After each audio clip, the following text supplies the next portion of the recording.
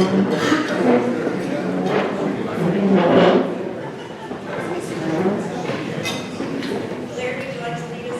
do our national anthem, okay?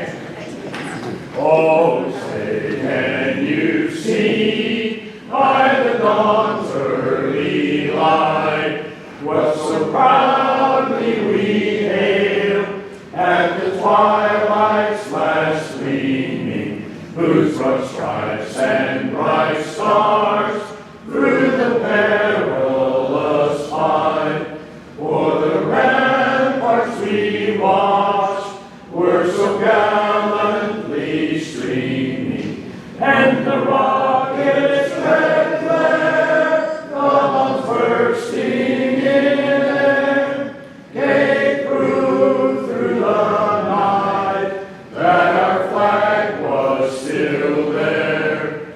Oh, say does that star-spangled banner yet wave o'er the land of the free and the home of the brave? I pledge allegiance to the flag of the United States of America and to the republic for which it stands, one nation under God, indivisible, with liberty and justice for all. Thank you. Please stay standing and bow your heads for the invocation.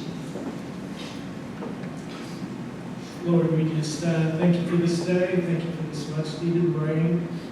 Thank you for this food that we enjoyed and the hands that prepared it.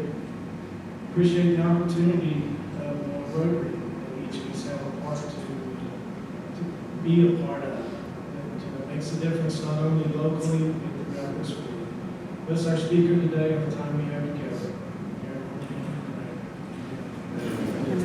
And then I'm introducing, if you don't have a seat, I'm introducing the guests today. So please stand when I announce your name and then we'll welcome you as a group. Shirley Santiago, guest of Sabrina Moore. Anthony Vedder Sr., guest of Chris Dyer. Angelo Ochoa, guest of Sabrina Moore. Ali Ijanzis, guest of Sabrina Moore. Wes Fowler, guest of Donnie Ramos. Phyllis Hubbard, guest of our speaker Paul. Marilyn McClintock, guest of Phyllis Hubbard. Jeff Thomas, guest of Paul Hubbard. And Marcy Thomas, guest of Paul Hubbard. Thank you for joining us. It's welcome.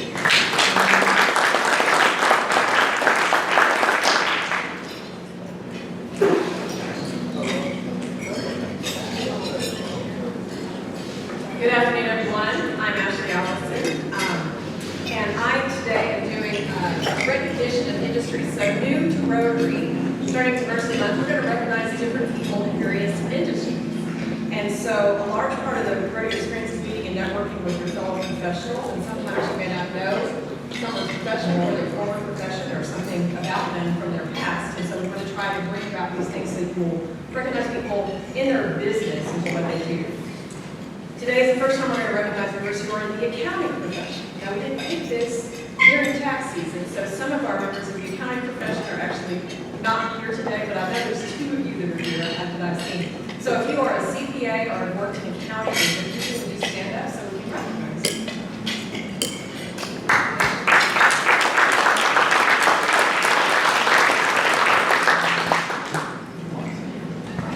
Thanks. I want to encourage everyone to recognize our industry leaders. So we'll start doing this every month, and we'll give everybody advance notice so you can make sure you can be here to recognize. Thank you. Thank you, Ashley. Excuse me. So be nice to your CPAs and accountants. They're tired. I wanted to give you all save the date. Our next social will be on Tuesday, February 28th, weekday at Oak and Ivy Wine Bistro in Woodway. So we will provide the appetizers and you will provide the banquets. So just put that on your calendar. We'll follow up with emails with RSVPs. Next, I'd like to ask Susie to come up and introduce our student guests today are from Baylor University.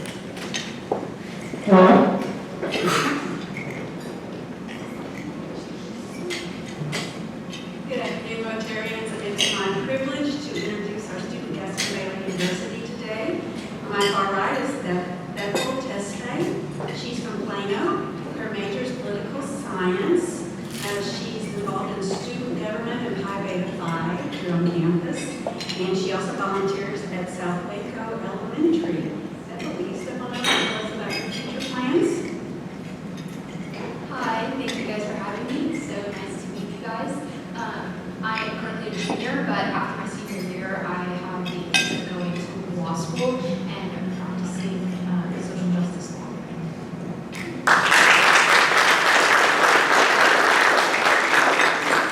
Next, I'd like to introduce Hunter Walker. Hunter is from the Austin area. His major is medical humanities. At campus, he is the student body president and president of Baylor Student Government. He's a member of Pi Kappa Chi fraternity. Did you say your name right now? So he's getting no sleep. Chemistry Honor Society and Alpha Lambda Delta Honor Society. And I'll let him tell you about his family.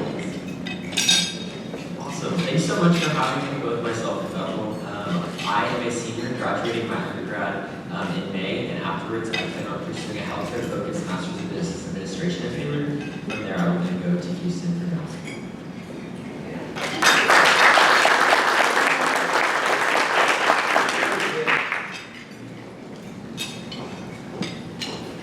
Thank you, Susie. It was great to hear from you guys.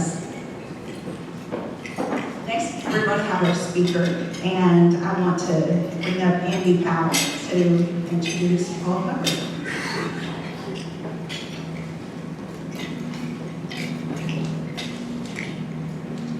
It's my honor to introduce Paul Hubbard today. Many of you know Mr. Hubbard probably pretty well.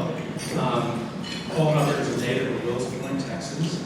He did his undergrad at the University of North Texas and law school at the University of Texas. After clerking at the Texas Supreme Court for 1 year in Austin, he went to work at the Naaman Howell Law Firm, which is now Naaman Howell Smith in 1969. Paul retired a few years ago after having practiced there for those number of years, and he may be known to some of you as having been on the city council previously out of the city of Woodway.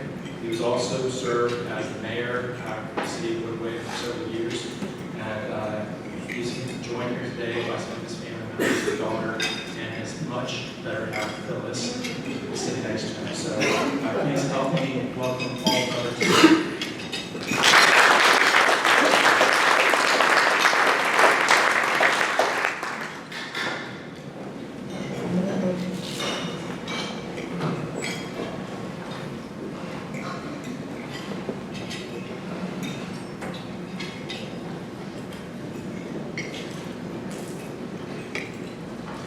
On August the 28th of 1963, Dr. Martin Luther King Jr. made one of the most famous and influential speeches of the 20th century on the steps of the Lincoln Memorial in Washington, D.C. before 250,000 people. It has become known as the I Have a Dream speech. I think the speech is one of the most famous and best-known speeches of that century, and is considered by many to be one of the most important and influential speeches of the 20th century, given by one of the most effective and dynamic and inspirational speakers of the 20th century. I found this speech to be most interesting, and I hope that you found it interesting. I will probably tell you more than you want to know. I tried to reduce it as much as I fit down, and I hope I do. Some of my remarks are going to be about King's oratory, to show his style of oratory, his rather amazing ability to bring together and influence a large group of people with his oratory. Some of my remarks are simply going to show the content of his speech, the influence that his words had, as he put it, not just influencing African Americans and not just influencing white people, but influencing all the things that I say will be repeated to cover both his oratory and the content. As I heard from some of his speech, I hope that you'll pay close attention to the rhetoric and the flow of his words. He spoke generally very eloquently and had a remarkable use of the English language. He frequently used phrases from the Bible without citing it. He didn't use simple words like, I've used most of my life. Instead, he used combinations of words and phrases that emphasized the message. I'm going to talk about the background of the speech to some extent, and we'll talk about the speech itself, and then a little bit about the effect of aftermath of the speech. There have been a number of great orators over the times, people like Abraham Lincoln, even though we don't have a recording of Lincoln's voice based on the papers, based on the written speeches, he apparently was a very effective orator. We've had people like Theodore Roosevelt, Franklin Roosevelt, Winston Churchill, a number of other great effective speakers. And I think Martin Luther King fits in with this list of great orators because his rhetoric and his persuasive speaking style was equal to all the other great orators. Some of the background behind what happened in 1963. Of course, until the mid-1900s, the United States had largely been a segregated society. Black people and white people were not significantly integrated in society, particularly in the South. In fact, for the first 8 years of the United States, we had slavery in this country, so it's kind of hard to get more segregated than that. In the next 80 or 90 years, though, segregation was more the norm, particularly in the South, and the Civil Rights Movement had begun to be very effective in the 1900s, and there began to be significant changes come about. For example, in 1948, President Harry Truman, by executive order, integrated the United States military, and that went a long way towards integrating society in general once the military was integrated. And one of the most influential events, I think, during this period was in 1954 in a Supreme Court case called Brown versus Board of Education. And there, the Supreme Court basically ruled that racially segregated education in public schools was unconstitutional. That the doctrine of separate but equal that we had had for a number of years no longer applied to public education, and that segregation of public schools violated the 14th Amendment to the Constitution, which called for equal protection under the law. That started back in 1896 in a Supreme Court case called Plessy v. Ferguson. And there the Supreme Court ruled that as long as the public facilities for blacks were equal to the public facilities for whites, then it was okay. That was the concept of separate but equal was okay. That wasn't a school case, that was a train case. Louisiana had separate train cars for black people and white people, so they determined that the black people's car was good as white people's car, so everything was okay. The plaintiff in that case was a man named Homer Plessy. Homer Plessy last year was pardoned by the Louisiana governor for his crime of trying to sit in a white people's train car. So 127 years later, he was posthumously pardoned and wasn't criminal anymore. But for the next 60 years after Plessy v. Ferguson, most of the litigation and disputes were over whether facilities were equal or not. In other words, were black facilities equal to white facilities? And if they were, it was okay because separate but equal was okay. But of course, in 1954, as I said, the rule of separate but equal no longer applied, and it violated the Constitution. It took a number of years for that to take effect. So that was in 1954. My sister graduated from high school, I think, in 1965, and it was still segregated high school back over in East Texas. Some other events that happened were in 1957, President Eisenhower sent federal troops to ensure the desegregation of Little Rock Central High School. During this period, there were a number of cities, restaurants, and other facilities trying to integrate those facilities. In 1961, the so-called Freedom Riders traveled through the South, attempting to integrate public facilities. 2 months before the speech in August of 1963, President Kennedy used federal troops to desegregate the University of Alabama after Governor George Wallace had blocked the entrance of black students. One of the significant events, too, was In 1955 and 56, one of the most famous events was the Montgomery bus boycott.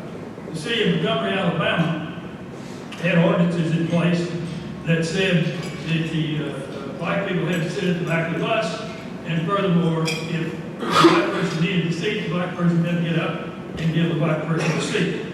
And of course, one of the most famous people that you've all heard of, I'm sure, refused to give her seat to a black man. Her name was Rosa Parks.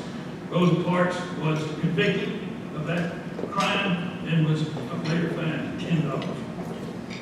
But as a result of that, the African Americans in Montgomery created the Montgomery bus boycott. They were the primary riders of the city buses, so they all got together and said, we're not going to ride the buses, and they boycotted the buses for a year. And turned out one of the leaders of the Montgomery bus boycott was a young African American, 26-year-old minister of the Dexter Avenue Baptist Church in Montgomery named Dr. Martin Luther King Jr. Martin Luther King was born in 1929 in Atlanta. He was the son of a Baptist minister. His father was pastor of the Ebenezer Baptist Church in Atlanta. King graduated from Morehouse College, which was a predominantly black college in Atlanta. Then he went to seminary in Pennsylvania, and then he earned his doctorate degree or PhD from Boston University. By 1963, even though the movement for civil rights was significantly underway, there was still a great deal of segregation and discrimination in the country. Public places such as restaurants, hotels, etc., were still practicing discrimination. Even public buildings did with their whites-only signs for drinking fountains and restrooms. There had been no significant civil rights litigation in the country for 100 years. But attempts were underway to desegregate in public places, desegregate housing, desegregate modes of transportation and places of employment, and jobs and income. There were attempts to support black voting rights. So there was civil rights protests going on throughout the country. During this period, Dr. Martin Luther King founded the Southern Christian Leadership Conference, which was a group committed to achieving equality for African Americans through nonviolent protest. By 1963, King was really one of the most significant leaders and spokespersons in the civil rights movement. He was best known for advancing civil rights through nonviolence and civil disobedience, probably inspired by his Christian beliefs and to some extent by the nonviolent activism of Mahatma Gandhi. He also believed, as some others did, that civil rights could be advanced if black people could advance economically. That is, if they could obtain good jobs or good wages like their white counterparts. Some background on the speech itself. By 1963, a number of civil rights leaders had decided that they wanted to hold a large civil rights protest in Washington, D.C. Initially, they planned to have a 2-day protest, but finally settled on 1 day. The original primary organizers were 2 men, A. Philip Randolph, who was a well-known labor leader and civil rights activist, and Bayard Rustin. Rustin, although he was a very good organizer, was the primary organizer of the march. He was not an active participant in the program. The reason is that he was a former communist sympathizer, he was a pacifist, he was a draft dodger, and he was a homosexual. So they kind of kept Rustin in the background. There was a so-called Big Six civil rights leaders at the time. And I think that's right. John Lewis of the Student Nonviolent Coordinating Committee, Whitney Young of the National Urban League, A. Philip Randolph, who was the labor organizer, Martin Luther King Jr. of the Southern Christian Leadership Conference, James Farmer of the Congress of Racial Equality, and Roy Wilkins of the National Association for the Advancement of the Colored People. I said a moment ago, there were 2 views during this period of time. One dealt with the concept of economic equality, and the other dealt with the concept of social equality.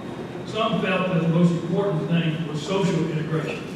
That is, integration of housing, integration of schools, public accommodations such as restaurants, hotels, restrooms, drinking fountains, and so forth. And then a number of people felt like that if economic equality could be achieved by blacks, then social equality would follow. And so they emphasized the need for equality in the job market, equal job opportunities, and equal pay. In fact, the organizers, Randolph and Rustin, initially intended the 1963 march to be basically one about economic inequality. They thought that integration in all parts of society would depend on African Americans having good jobs for good wages. And that was the initial emphasis. But after meeting with all the people, they decided to expand the concept a little bit, and so it's expanded the concept of jobs and freedom to encompass some social or civil rights advances as well. It was officially called the March on Washington for Jobs and Freedom. It was held on August 28, 1963, for a mall in Washington, D.C., in front of the Lincoln Memorial. President Kennedy had met with the organizers 2 months before, in June of 1963, and tried to discourage them from holding the march. He was a civil rights supporter, but he feared that this would be considered to be an intimidation by Southern congressmen whose support he really needed to pass civil rights legislation. The march leaders, however, insisted on going forward with the march, and they did. Holding the march on the steps of the Lincoln Memorial was not a coincidence. In 1939, Howard University, which was an all-black university college in Washington, D.C., planned to hold a fundraising gathering. And they had invited world-famous opera singer Marian Anderson to perform. And the event was to be held, they decided, at the largest venue in Washington, D.C. at the time for such events, a place called Constitution Hall, that held almost 4,000 people. Constitution Hall was owned by the Daughters of the American Revolution. And the Daughters of the American Revolution refused permission for Marian Anderson to perform because she was a black woman. And that irritated a bunch of people, including the First Lady of the United States, Eleanor Roosevelt. In fact, Mrs. Roosevelt resigned her membership in the Daughters of the American Revolution over that event. But she got her husband, who had a little stroke, to help out, and he got the Secretary of the Interior to give permission for her to perform on the steps of the Lincoln Memorial. So on Easter Sunday in 1939, Marian Anderson gave a stunning performance before 75,000 people on the steps of the Lincoln Memorial, and millions more listening on the radio. I've listened to part of that performance, and it is a stunning performance. You should listen to it if you get the chance. So in 1963, this march was held on the same steps of the Lincoln Memorial. As I said, 250,000 people attended. It was the largest march of the Civil Rights Movement. The march and Martin Luther King's speech were covered by all 3 television networks and watched by millions of people. There was actually a program for the march. I found that somewhat surprising. But there were a number of speeches and songs before the actual program. Some of the singers included Joan Baez, Bob Dylan, Peter Paul, and Barry, and others. The official program showed, you probably can't read that, I'm sure. The official program showed 18 parts. There were 3 prayers. One was an invocation by the Catholic Archbishop of Washington. One was a prayer by the President of the Synagogue Council of America. And one was a benediction by the President of Morehouse College. 3 were songs. The national anthem was to be sung by Marian Anderson, but she got delayed in getting up there and somebody else filled in for her. Another song was sung by a choir, and another was sung by Mahalia Jackson. 11 of the events were speeches of various leaders. Some of the speeches included Mayfield Randolph, a well-known leader of the Presbyterian Church, John Lewis of the Student Nonviolent Coordinating Committee, Walter Reuther, head of the United Auto Workers, Whitney Young of the National Urban League, Roy Wilkins of the NAACP, President of the American Jewish Congress. James Farmer of the Congress of Racial Equality was scheduled to speak, but he didn't due to the fact that he had been arrested in Louisiana protesting. Only one woman was scheduled to be a speaker in the program. That was Mrs. Bedford Evers, whose civil rights husband had been murdered 2 months before in the driveway of their home in Jackson, Mississippi. But she missed her flight and wasn't able to attend. But she, Mrs. Bedford Evers, is the only person who was scheduled on the program who is still alive today. The last actual speaker on the program to survive was the youngest John Lewis, later a long-term congressman from Georgia, who died in 2020. Martin Luther King was the last speaker on the program. His speech, of course, has subsequently become known as "I Have a Dream" speech. Obviously, this was his use of the phrase "I have a dream" a number of times at the end of his remarks. King's speech was written, primarily drafted by a man named Clarence Benjamin Jones, who was an African-American lawyer in Chicago, who was a confidant of King's and a speechwriter for King. His speech was crafted rather late because of the organization of 250,000 people being difficult, but it had worked on really until late the night before. King's speech was very rhetorical, used rhetoric. Rhetoric is the art of persuasion. It's one of the ancient arts of discourse, along with logic and grammar. And rhetoric is used to inform and persuade and motivate its listeners. And King's speech was certainly designed to do that. He started his speech with these words: "I am happy to join with you today in what will go down in history as the greatest demonstration for freedom in the history of our nation." The main thrust of his speech was for freedom and justice. So those are words that he used a number of times in his speech. His idea was that justice had been promised to the black people, but had not been delivered. That blacks were due this justice and were due freedom from oppression. His speech was an appeal for what he considered to be this earlier promise of justice for black people, an appeal for freedom by blacks from these continued injustices we face. Mostly he talked in general terms in his speech, which made it pretty hard for anybody to oppose him or argue with him. And generally, the problem with the fact that he talked in general terms also helped make the speech probably as historic and influential as it is. He did talk about some specifics. He talked about poverty, he talked about police brutality, he talked about injustice and oppression in Mississippi, he was racist in Alabama. His speech invoked a number of concepts and ideas and documents. He invoked the Declaration of Independence, the Emancipation Proclamation, the Constitution, Lincoln's Gettysburg Address, Shakespeare, various songs, and not in the least, the Bible. He referred to the Emancipation Proclamation and sounded similar to Lincoln's Gettysburg Address when he said, 5 years ago, a great American in whose symbolic shadow we stand today signed the Emancipation Proclamation. This momentous decree came as a great beacon of light and hope to billions of Negro slaves who had been seared in the flames of withering injustice. It came as a joyous daybreak to end the long night of their captivity.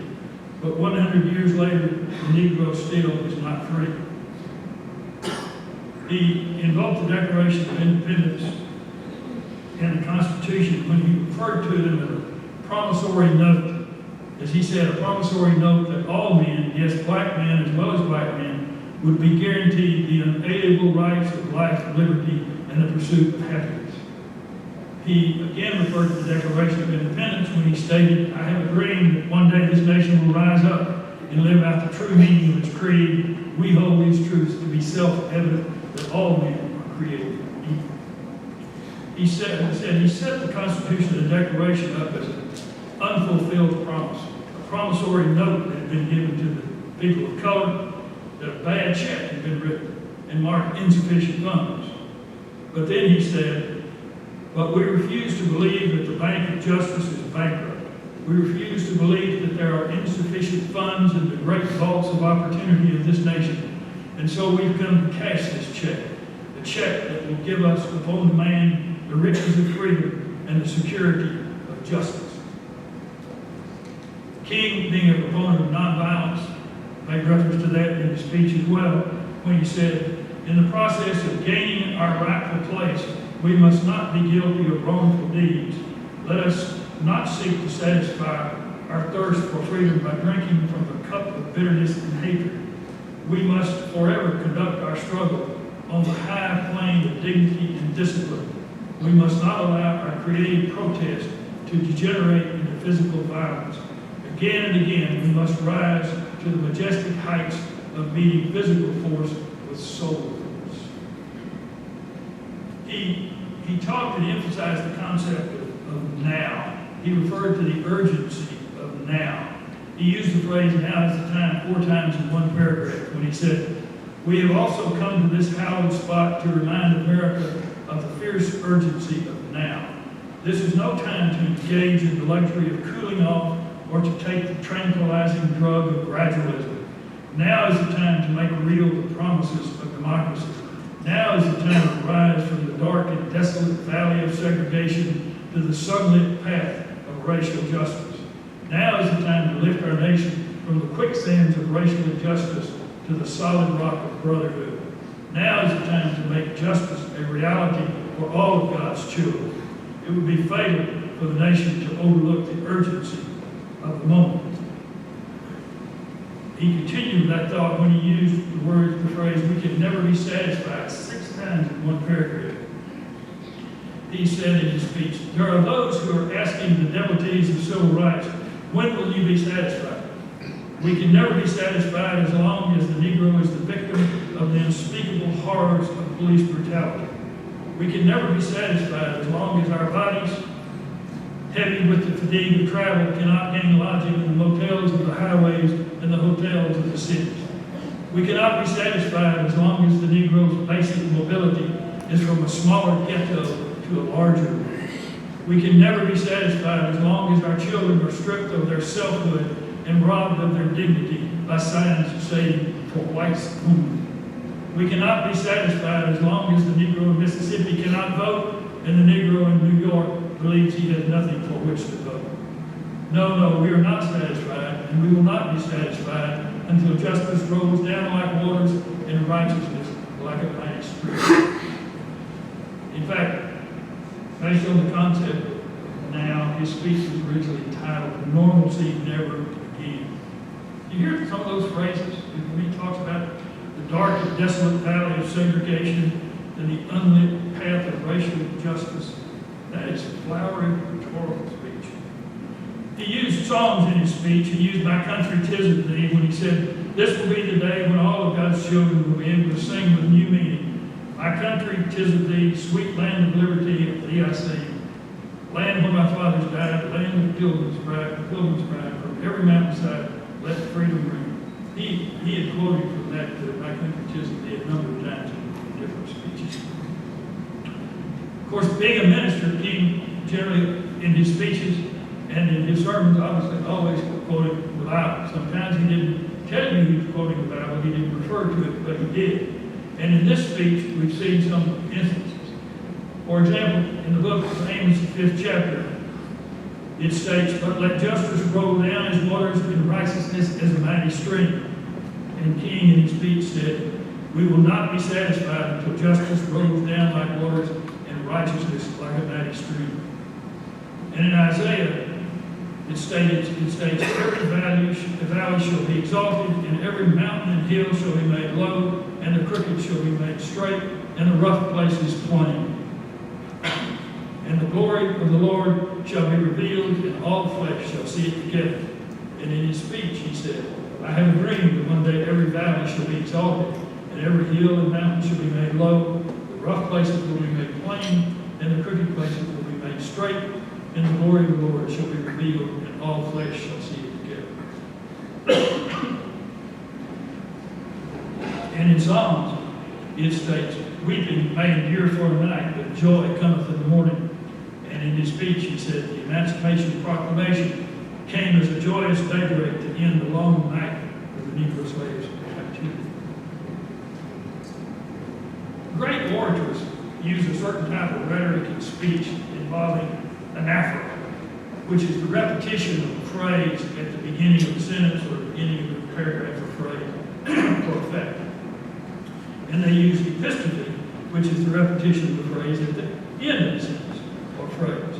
And these types of rhetoric are used frequently by great orators and certainly used extensively by King. I think one of the good examples of that is in Abraham Lincoln's Gettysburg Address. You remember, I'm sure, at the Battle of Gettysburg in 1863, the three-day battle, which is thought to probably be the turning point of the Civil War, about 3 or 4 months later, they dedicated a cemetery for the Gettysburg soldiers who had been killed. And the primary speaker of the day was the former governor of Michigan, Massachusetts, who was a great orator at the time. He spoke for like an hour and a half. But they also invited Abraham Lincoln to speak, and although he wasn't the primary speaker of the day, he made one of the best-known speeches in American history. Lincoln's address has come to be seen really as one of the greatest and most influential statements of the American national purpose. It was just 271 words long. It began with reference to the signing of the Declaration of Independence when Lincoln said, 407 years ago, our fathers brought forth on this continent a new nation, conceived in liberty and dedicated to the proposition that all men are created equal. As mentioned, King used that phrase in his speech as well. But the Gettysburg Address makes use of the anaphora and the epistolary. For example, Lincoln said, but in a larger sense, we cannot dedicate, we cannot consecrate, we cannot hallow this ground. The brave men living and dead who struggle here have consecrated it far above our poor to add on the tract. And another example of his use of the epistolary is when he said that we here highly resolve that government of the people, by the people, for the people, shall not perish from the earth. This type of repetitious rhetoric was used a number of times by King in his speech. Just as we said a moment ago, he used the phrase "now is the time" 4 times in one paragraph. He used the phrase 100 years later 4 times in one paragraph. Early in the speech, after referring to the Emancipation Proclamation, when he said, but 100 years later, the Negro is still not free. 100 years later, the life of the Negro is still sadly crippled by the manacles of segregation and the chains of discrimination. 100 years later, the Negro lives on a lonely island of poverty in the midst of a vast ocean of material prosperity. 100 years later, the Negro is still languished in the corners of American society and finds himself in exile in his own land. So we've come here today to dramatize a shameful condition. I mentioned earlier, he used the phrase, we can never be satisfied, multiple times in one paragraph. He used the phrase, with this faith, a number of times in one paragraph. And he said, with this faith, we will be able to transform the jangling discords of our nation into a beautiful symphony of brotherhood. With this faith, we will be able to work together, to pray together, to struggle together, to go to jail together, to stand up for freedom together, knowing that we will be free one day. He used the phrase, let freedom ring, a number of times, and we will talk about that later. Of course, the most famous part of the speech is the I have dreams portion, in which he used the anaphora extensively and effectively. I have a dream. This supposedly was not part of his written speech, but at some point during his speech, the singer Mahalia Jackson called out to King, tell him about the dream, Martin. And somebody said at that point, he pushed his papers aside and gripped the lectern and started to preach. The I have a dream rhetoric was not new. King referred to dreams many times in his speeches and his sermons. He often spoke of the gap, the difference between the American dream and reality for the black man. An activist by the name of Prathia Hall had used I have a dream as a repeated phrase a year earlier in a speech that she gave at a burned-down church in Georgia. In fact, King used the I have a dream phrase in a speech in North Carolina late in 1962. And King used much of his I have a dream approach 2 months before at a speech he made at Cobo Hall in Detroit.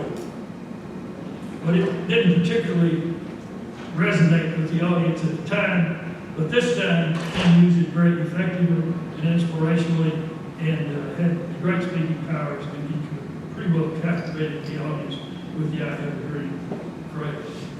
He started out referring to having a dream when he said, and so even though we face the difficulties of today and tomorrow, I still have a dream. It is a dream deeply rooted in the American dream. He then quoted 6 dreams, and I think they're worth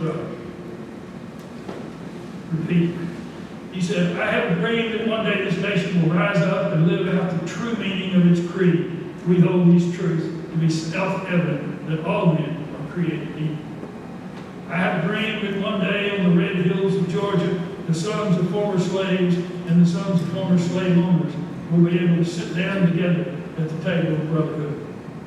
I have a dream that one day even the state of Mississippi, a state sweltering with the heat of injustice, sweltering with the heat of oppression, will be transformed into an oasis of freedom and justice. I have a dream that one day down in Alabama, with its vicious racists, with its governor having his lips dripping with the words of interposition and nullification, one day, right there in Alabama, little black boys and black girls will be able to join hands with little white boys and black girls as sisters and brothers. I have, and this part came from Isaiah, as we saw, I have a dream that one day every valley shall be exalted, and every hill and mountain shall be made low. The rough places will be made plain, and the crooked places will be made straight, and the glory of the Lord shall be revealed in all flesh. So see it together. And probably the most famous, the most quoted section was where he said it related to his children, and he had used it in Detroit a few months earlier. And he said, I have a dream that my 4 little children will one day live in a nation where they will not be judged by the color of their skin, but by the content of their character. I have a dream to that. The response to his speech was fairly positive. Many of the leaders met with President Kennedy later on that afternoon. Kennedy didn't watch the speech on television, and he invited him to the White House, and so they joined President Kennedy. Generally, it got good remarks, the speech did. New York Times, Boston Globe, the Washington Post, the Los Angeles Times all wrote rather glowingly about the speech. The speech went even further to thrust King into the forefront of the civil rights movement. It put pressure on President Kennedy to push harder for civil rights legislation, which came about under the next president, President Lyndon Johnson. And many believe that speech aided significantly in the passage of the civil rights legislation the following year. King was named by Time magazine as the Man of the Year for 1963, and in 1964, King became the youngest person ever awarded the Nobel Peace Prize. And the next year, Congress did pass and amend the civil rights legislation, and 1 year after that, passed the Voting Rights Act, giving increasing civil rights to African Americans. The statue of King on the mall in Washington, D.C. Has its inscription, one of the lines from his speech. In his speech, he said, "This is our hope, and this is the faith that we go back to the South with. With this faith, we will be able to hew out of the mountain of despair a stone of hope." And the inscription on that memorial reads, "Out of the mountain of despair, a stone of hope." Obviously, the speech did not solve all the civil rights issues. In fact, a month later, in September of 1963, members of the Alabama Ku Klux Klan bombed a black church in Birmingham, Alabama, killing 4 teenage black girls. This speech of King is generally considered to be one of the great orations of the 20th century. Of course, it's primarily due to its content. But there are other factors in addition to add to it. The fact that it was made before 250,000 people made it a big deal. It was made on the steps of the Lincoln Memorial, which was an important place to America. It was preceded by other powerful speeches. The weather was perfect. It was made during the 100th anniversary of the Emancipation Proclamation, and there was fresh in many people's minds images of police and others beating African Americans who had protested. So the historical significance, circumstances of the speech, as well as its content, contributed to its historical significance. One person said simply that the right man delivered the right words to the right people in the right place at the right time.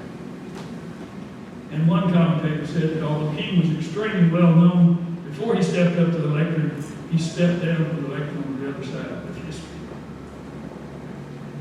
I'm not going to close my remarks. I'm going to let Martin Luther King close in his own words, in his own voice. Near the end of his speech, he spoke of letting freedom ring. He said, "And so let freedom ring from the prodigious hilltops of New Hampshire Let freedom ring from the mighty mountains of New York. Let freedom ring from the snow-capped Rockies of Colorado. Let freedom ring from Stone Mountain of Georgia. Let freedom ring from Lookout Mountain of Tennessee. Let freedom ring from every hill and low hill of Mississippi, from every mountainside. Let freedom ring. He then ended his speech with this.